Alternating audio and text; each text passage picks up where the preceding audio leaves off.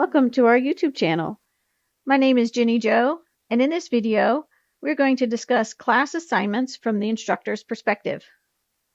From the classroom dashboard, first we need to make sure that we're viewing the dashboard from the instructor's view. We can see here that we're on the parent view, so I'm going to switch to the instructor view. Then we're going to select the name of the class in question. If you do not have this box with the list of classes you're teaching on your instructor dashboard, then you can ask your administrator to please add the My Classes widget to the instructor dashboard. The class that we are concerned with is this first one. This is the class homepage. We're going to scroll down, and the assignment business is right here. To add a new assignment, we're going to click this plus assignment button. The first thing we do is enter a name. Then we have the option to hide the assignment. This is useful if you're adding a whole bunch of assignments at once before your school year begins, and you don't want the kids to be able to see them all. You can hide the future ones and only allow the current ones to be visible. The next field is the description field. Here you can type out anything that the students need to know, such as what pages to read or what questions to answer, such as if they only have to answer the odd questions or something like that. You can communicate that here. Then category is a required field. You have to pick one. In this class, the teacher is using 4 categories, and the teacher has assigned weights to those categories. That's totally customizable, or you can leave them unweighted and they'll all then be weighted the same. I'm adding a test. You can allow parents to grade. You can allow student uploads. For instance, if you're just using this as record keeping for yourself and your kids don't really interact and upload things and interact with you on the dashboard, maybe you would just leave this turned off, and then you would create the assignment, and then later you would grade the assignment, and then that's just kind of like a grade book for you. But in this instance, we're going to allow the kids to upload. If this assignment is a graded assignment, then you need to assign possible points. When calculating the GPA, the system assumes that an assignment with 100 possible points is weighted more heavily than an assignment with 10 possible points.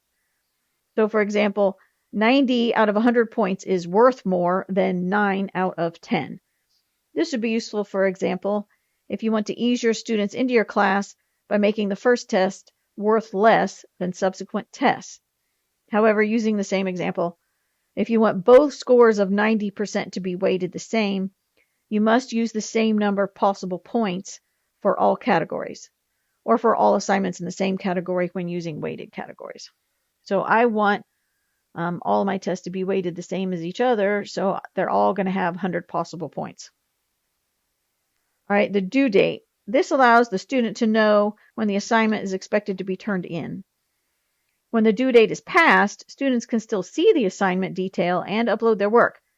If an assignment is uploaded after the due date, the upload date will be shown in red because the assignment was turned in late. The teacher can then decide whether to extend the due date or to assess a penalty for late work. Also, the due date will determine which period the grade falls under. For instance, if your group uses semesters or quarters, it will depend on the date of the assignment. So if your group has 2 semesters and the first semester ends January 15th and the due date of the assignment is January 16th, then the grade will be counted in the second semester. You also have the choice to display or not display the due date on the assignment calendar. The default is that it will be displayed on its due date. You can add other days also to appear on the assignment calendar. So for instance, if this class is for middle schoolers who haven't really yet learned to manage their time, and they need to print out an assignment calendar each week to tell them which days to work on a subject, you can add this assignment to multiple days on the calendar so that they will work on it several days in the week. And then the final item to configure is the deadline date. So this refers strictly to uploads. So I mentioned before that students can upload assignments after the due date. They just show up as late. The deadline date is the date beyond which they can't upload at all. So if you don't want to accept uploads after the due date, you just set the due date and the deadline date to be the same day. All right, we're going to save, but we have several options. We can save and add resources, and save and duplicate. The save and add resources we'll talk about more in just a moment.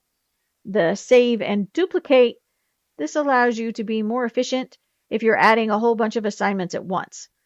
It will pull up this form with the name and description and possible points immediately if you do the save and duplicate, whereas an ordinary save takes you back to the whole assignment list, and then you have to click on the plus assignment button.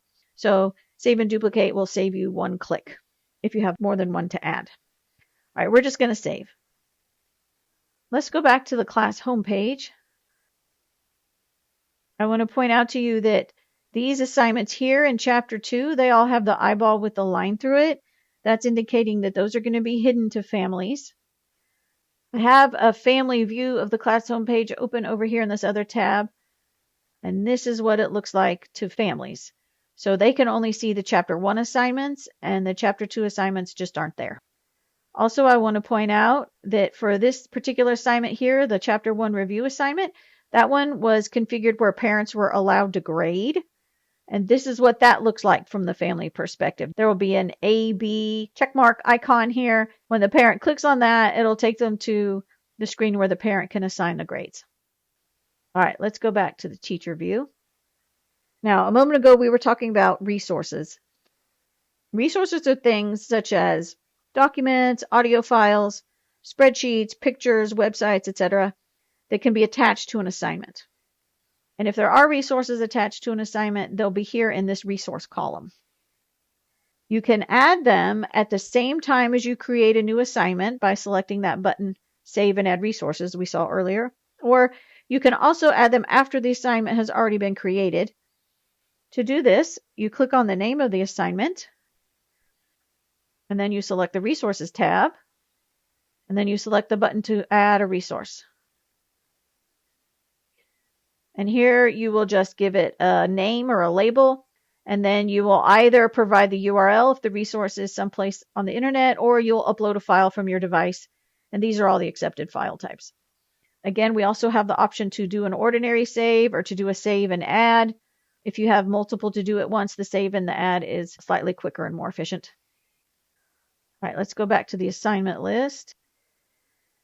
Now, if you recall, you also had the option to allow student uploads when we created that assignment.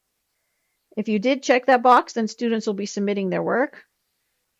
Let's pop back over to that tab where I've got the family view open, so you can see what that will look like to the family. So the student can click on the name of an assignment, and it will drop down and reveal the assignment details. This bit here is the description, and then if you allowed uploads, then there'll be a place over on this side for them to browse and to add their upload.